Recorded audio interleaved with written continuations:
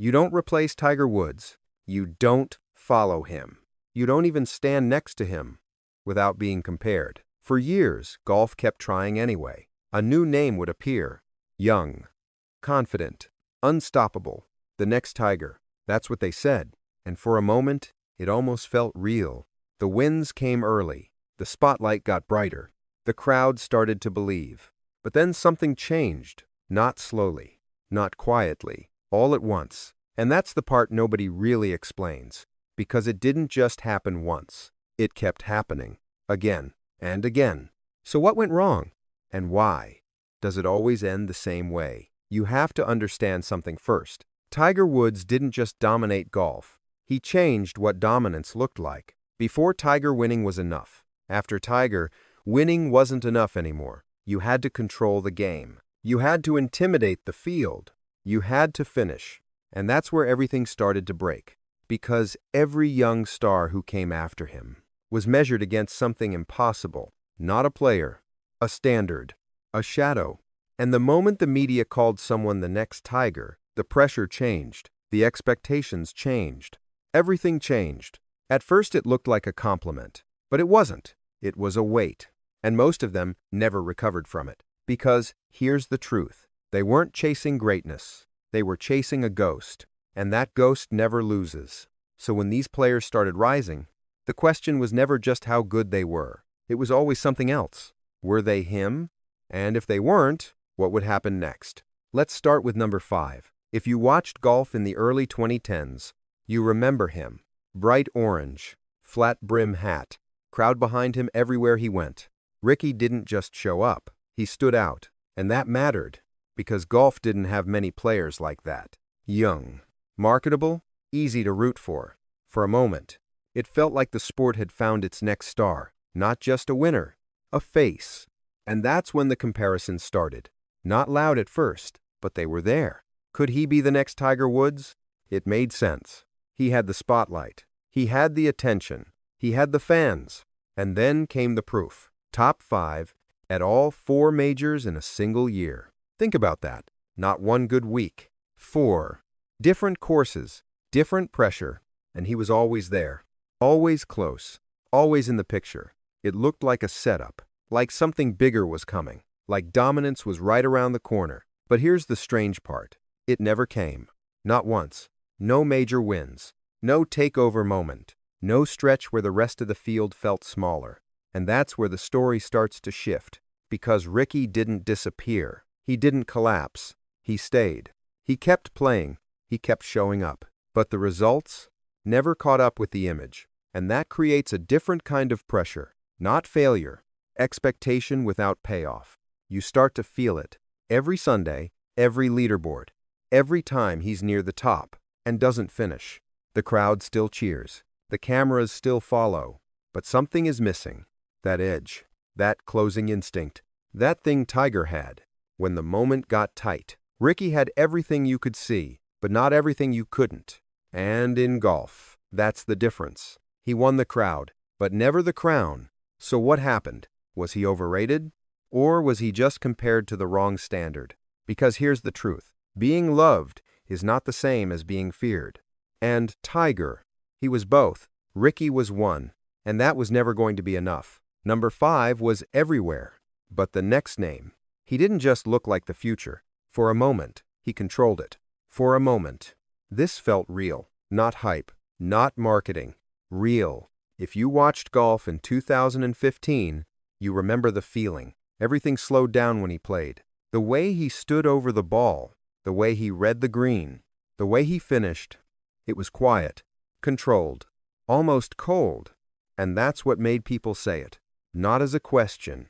As a statement, this is the next Tiger Woods. Because he didn't just win. He closed. That's the difference. A lot of players can lead. Very few can finish. Spieth could. 2 majors. Then 3. All before most players even find their rhythm. And the scary part, it looked easy. Like he had time. Like he was just getting started. And then, Augusta. Sunday. Everything in control. Leaderboard stable. No chaos. No pressure showing. He steps onto the 12th. Par trace. Short. Simple. Nothing dramatic, but that's where it begins. The air changes. The crowd goes quiet. You can feel it, even through the screen. He swings. The ball goes up, then down. Too short. Water. A small sound. But it echoes. He reloads. Second shot. Same hole. Same swing. Same mistake. Water again. And now, everything is different. No one moves. No one speaks. You don't need commentary. You can see it. Confidence, leaving in real time. This is not a bad shot. This is something breaking. In minutes, the tournament is gone. In minutes. The version of him we believed in is gone too. And that's the part people don't talk about enough. He didn't just lose a lead. He lost something internal. Because after that, nothing felt the same. The swing changed. The rhythm changed. The certainty was gone. And in golf, that's everything. You can rebuild mechanics. You can adjust technique. But belief, once it cracks, it doesn't come back the same. So what happened? Was it just one hole? Or was that the moment the pressure finally caught up? Because Tiger had moments like that too. Bad shots. Bad breaks. But he never let one hole define him. Spieth did. Or maybe it defined him because of what people expected him to be. The next Tiger doesn't get to fail quietly. Every mistake becomes a headline. Every crack becomes a narrative. And once that narrative starts, it's hard to stop. In 15 minutes, everything changed. And it never fully changed back. Number 4 had control until he didn't. But the next name, control wasn't the issue. He didn't lose it. He walked away from it. This one feels different because this isn't a fall. It's a disappearance. If you were watching golf around 2008, you remember the energy, not quiet, not controlled, loud, confident, almost reckless. Anthony Kim didn't play like the others. He attacked. Every shot felt aggressive. Every moment felt alive. And for a sport built on patience, that stood out. He wasn't just good. He was dangerous. Ryder Cup. That's where it became real. Big stage. Big names. And he didn't blink. He went straight at them. No hesitation. No fear. And for a moment, you could feel it again. That presence. That pressure. The kind that makes other players uncomfortable. The kind Tiger Woods used to bring. Not the same style, but the same effect. And that's when people started to believe. Not just a star. Something bigger. Something unpredictable. But here's where the story turns. Not slowly. All at once. Injuries. Whispers. Time away. At first it felt temporary. Just a break. Just recovery. That's what everyone thought. Because players don't just disappear. Not like this. Not when they're that good. But then weeks turned into months. Months turned into years. And nothing. No comeback. No return. No final chapter. Just silence. And that silence made the story even bigger. Rumors started. Insurance. Money. Lifestyle. Choices. No one really knew, and that's what made it feel unreal. Because decline makes sense. Injury makes sense. Even failure makes sense. But walking away, at that level, at that moment, that doesn't happen. Not unless something deeper is going on. So what happened? Did he lose the game? Or did he choose to leave it behind? Because here's the strange part. We never got the answer. No press conference. No explanation. No closure. And in a sport where everything is tracked, measured, documented, Anthony Kim became a question, not a career. A question. He didn't lose control. He didn't collapse. He just stopped. And maybe that's why his story still feels unfinished, like something that should have continued, but didn't. He didn't fade away. He vanished. Number 3 wasn't defeated. He became a mystery. But the next name, he didn't disappear. He stayed. And that might be even harder. This is the hard one. Because this isn't failure. It's something heavier. If you watched him early, you remember the feeling. It wasn't hype. It was certainty. Long drives. High ball flight. Total control. And when he won the 2011 U.S. Open, it didn't feel surprising. It felt overdue. That's how dominant he looked. And for the first time since Tiger Woods, people stopped guessing. They said it out loud. This is him. This is the one. Because Rory didn't just have talent. He had presence, the kind that fills a course before he even swings, the kind that makes other players pay attention. And when he was ahead, you felt it, like the tournament was already over. That's what Tiger used to do. And for a moment, Rory had it too. Majors came, one after another. Confidence grew. Everything lined up, and it looked like the story was finally changing, like golf had found its next era. But here's where it shifts. Not in one moment, not in one hole, in something slower, more quiet. A drought. Years passed. Chance came. Leads appeared. Crowds believed. And then, something small would break. A missed putt. A bad decision. A moment that didn't close. And that's the difference. Because great players win, but legends finish. Tiger finished. Every time it mattered. Rory sometimes didn't. And that's not a weakness. It's something deeper. Because when expectations stay high for too long, they don't push you forward anymore. They sit on you. Every round, every Sunday, every major. The question is always there. Not can you win, but why haven't you? And that question gets louder. Year after year. Shot after shot. Until it's no longer about the game. It's about the weight. The crown that never fully fits. So, what happened? Did he lose something? Or was it never there in the same way? Because if you look at everything he has, the power, the skill, the experience, it's all there. Everything except one thing. That final instinct, that moment when nothing else matters. When you shut everything out and finish it. Tiger had that. Rory gets close. Closer than anyone else. But close is a different story. And maybe that's what makes this so hard to watch. Because you can see it. You can feel it. How close he really was. And still is. But every year that passes, the question gets heavier, not louder. Heavier. He had everything, but not the moment that defines everything. Number 2 didn't disappear. He didn't collapse. He carried it. For years. And that might be the hardest thing of all.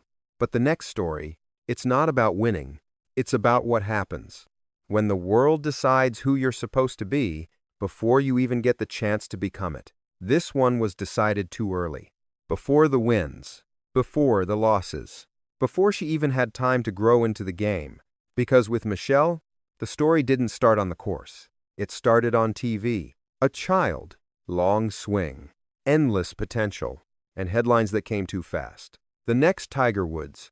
Not later. Not after proof. Right away. And that changes everything. Because once you're given a title like that, you're not allowed to develop. You're expected to deliver. Every round becomes a test. Every shot becomes a statement. Not about your game. About whether you are who they said you were. And at first, it felt exciting. She had the talent. You could see it. The swing was there. The confidence was there. The attention never left. But then something started to build. Not pressure from the game. Pressure from outside it. Media. Fans.